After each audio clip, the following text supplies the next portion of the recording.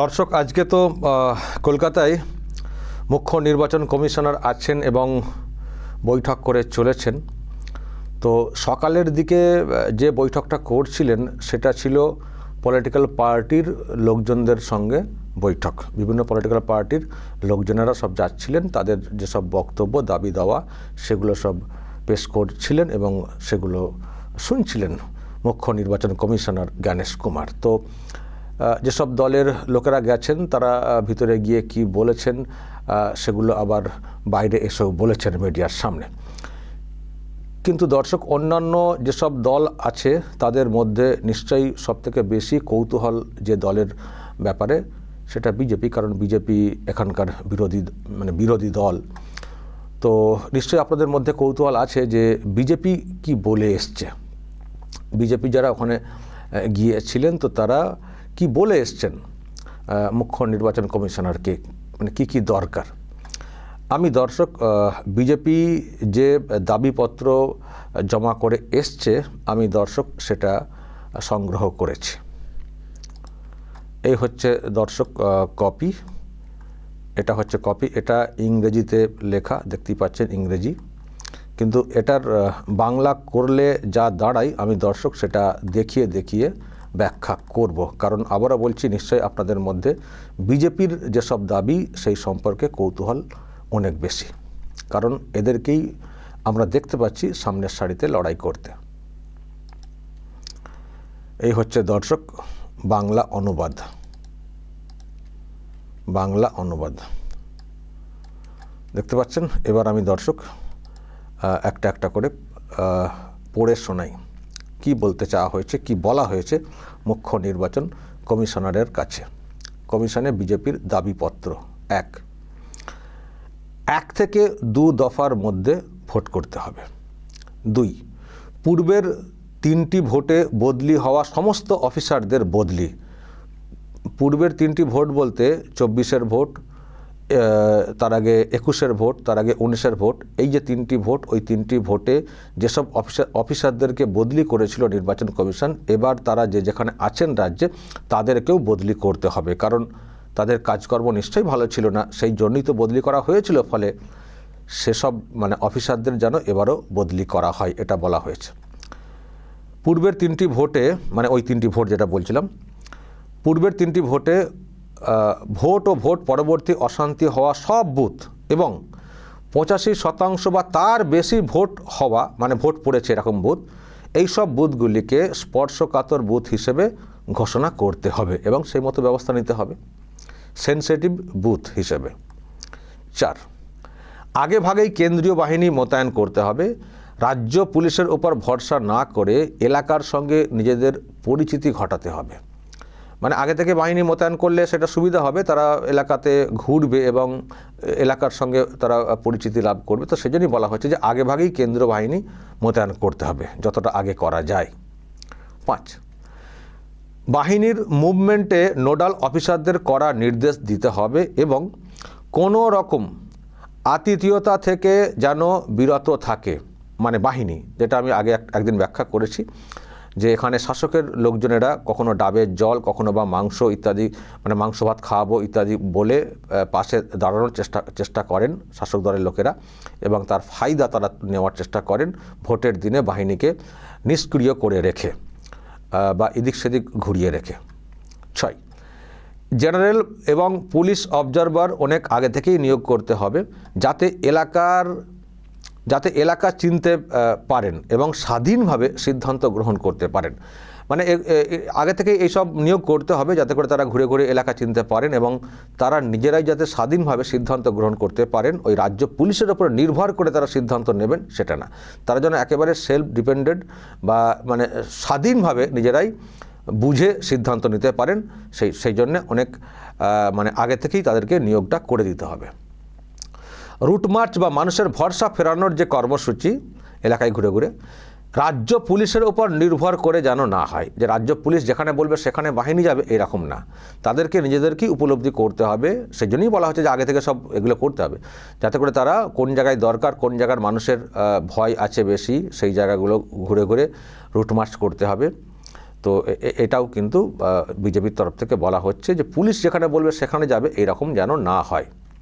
8, বড় বহুতলগুলির মধ্যে ভোট গ্রহণের ব্যবস্থা করতে হবে। প্রভাব খাটিয়ে বানচালের চেষ্টা হচ্ছে কিনা খতিয়ে দেখতে হবে। আসলে ওই থানাতে অবজেকশন, বহুতলের ওই যে কমিটির লোকেরা কেউ হয়তো বললেন না আমাদের এখানে হবে না বলে একটা অবজেকশন দিয়ে দিলেন।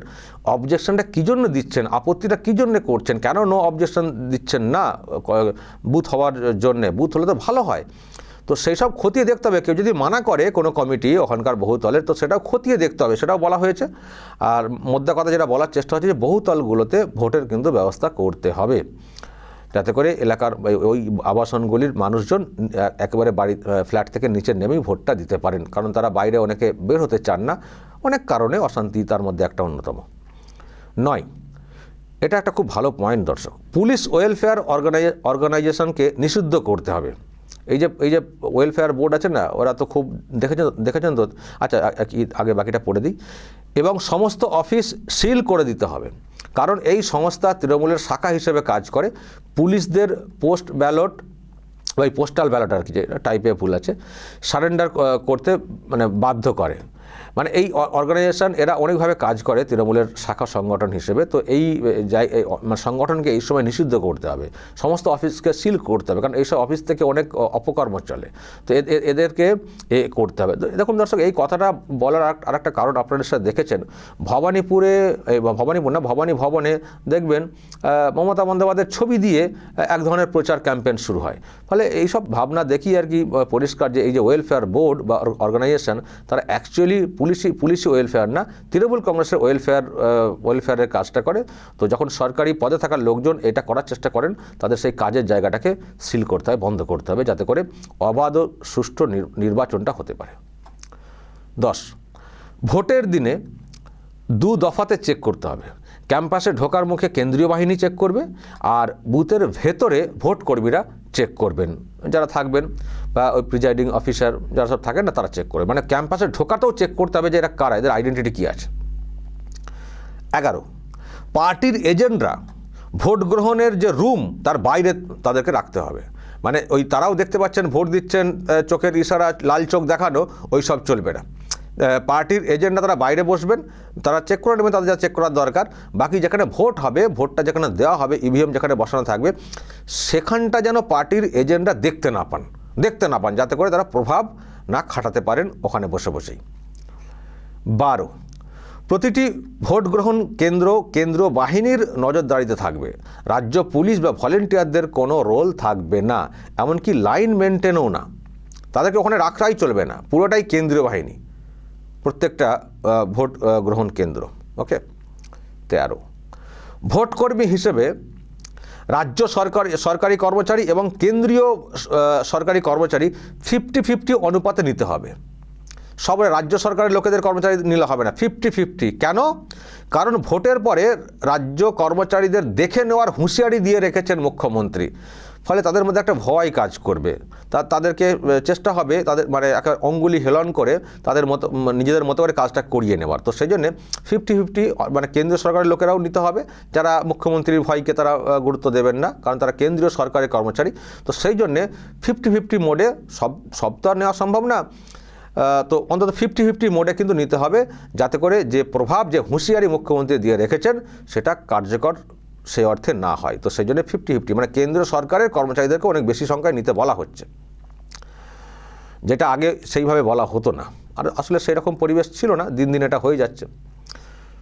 14, চুক্তিভিত্তিক কোনো কর্মচারীকে ভোটকর্মী হিসেবে নিয়োগ করা যাবে না। সে টিচিং লাইনে বলুন, অন্য কোনো লাইনে বলুন, যারা ক্যাজুয়াল, যারা ওই অস্থায়ী, তাদেরকে কোনোভাবে নিয়োগ করা যাবে না ভোটের কাজে। এমনকি জলপানের যে সহযোগিতা সেটাও সেই ক্ষেত্রেও না। প্রয়োজনে বাইরে থেকে এজেন্সিকে নিয়োগ করা কাজে লাগাতে হবে।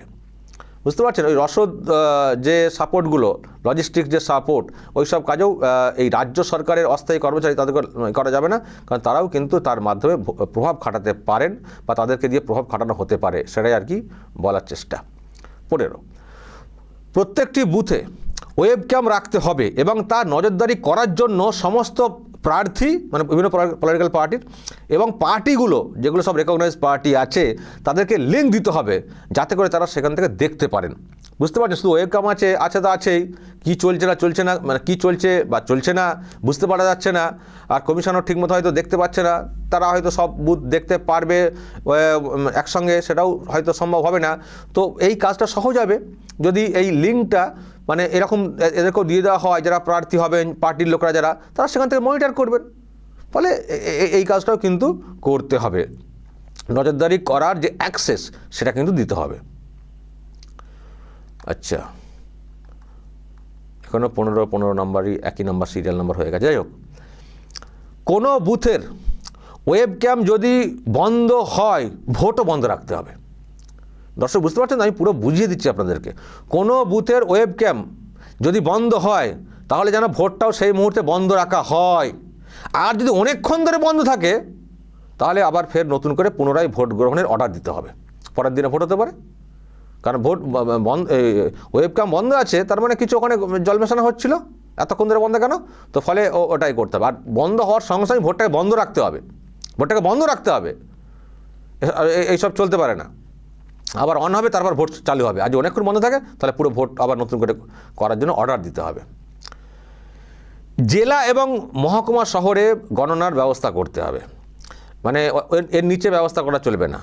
আর সেখানেও 50-50 অনুপাতে রাজ্য সরকার এবং কেন্দ্রীয় সরকারের কর্মচারী নিয়োগ করতে হবে। শুধু রাজ্য সরকারের কর্মচারী দিয়ে করলে কিন্তু হবে না, অন্তত 50% কেন্দ্রীয় সরকারি কর্মচারীকেও নিয়োগ করতে হবে কাউন্টিংয়ে। লাস্ট, গণনা কেন্দ্রে একমাত্র কেন্দ্রীয় বাহিনী মোতায়েন রাখতে হবে, রাজ্য পুলিশ বা কোনো ভলেন্টিয়ারদের রাখা যাবে না। পুরো টোটালটাই কেন্দ্রীয় বাহিনীর নিয়ন্ত্রণে রাখতে হবে পুরো গণনা কেন্দ্র। তো দর্শক, এই যে এতগুলো পয়েন্ট, 16-17টা পয়েন্ট যারা দেখলাম, যেটা মানে অনুবাদ করে আমি আপনাদেরকে দেখালাম, বোঝানোর চেষ্টা করলাম, এই হচ্ছে বিজেপির বক্তব্য জ্ঞানেশ কুমারের সামনে রাখা হয়েছে। দর্শক কী বলবেন, যেসব দাবি করে আসা হয়েছে বিজেপির তরফ থেকে, কী বলবেন? আপনাদের মতামত রাখবেন, বা যদি মনে করেন যে আরও এই পয়েন্টগুলো বলা দরকার আছে কমিশনকে, সেটাও বলবেন। নিশ্চয়ই পরবর্তী সময়ে ওনারা আবার কমিশনে হয়তো মুখ্য নির্বাচন কমিশনারকে পাবেন না কলকাতায়, কিন্তু মুখ্য নির্বাচনী আধিকারিক যিনি আছেন মনোজ আগরওয়াল কলকাতায়, তাকে অন্তত বলতে পারবেন। ফলে এর বাইরেও যদি কিছু দাবি আপনাদের মনে হয় যেগুলো দরকার একেবারে ভোটের আগে থেকে কাউন্টিংয়ের দিন পর্যন্ত, বলবেন তো কমেন্টের আকারে বলবেন, যা বলার বলবেন কমেন্টে, এবং নজর রাখবেন আরামবাগ টিভিতে।